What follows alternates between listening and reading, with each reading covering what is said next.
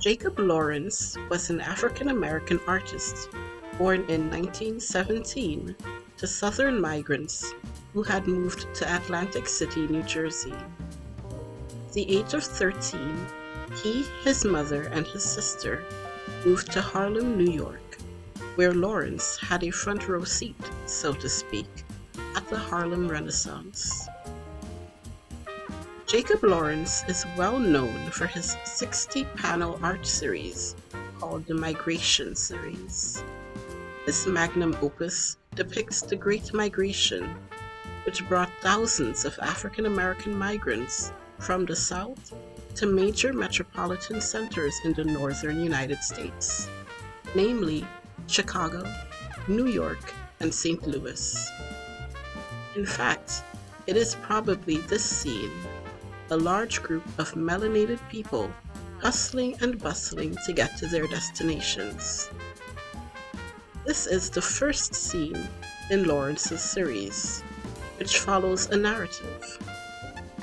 In this scene, Lawrence writes, "During World War I, there was a great migration north by Southern African Americans."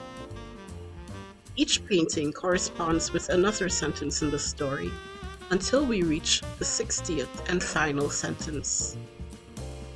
"And the migrants kept coming."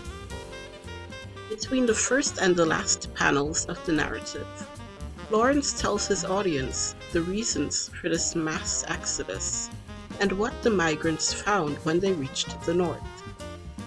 The northern United States was seen as a promised land of opportunity. However, life was not without its challenges. Migrants left the South, where they were unable to find a dignified work, where they were the victims of lynchings and acts of racist violence, and never received justice in court. They came to the North, where they encountered race riots, dilapidated housing, and poor working conditions.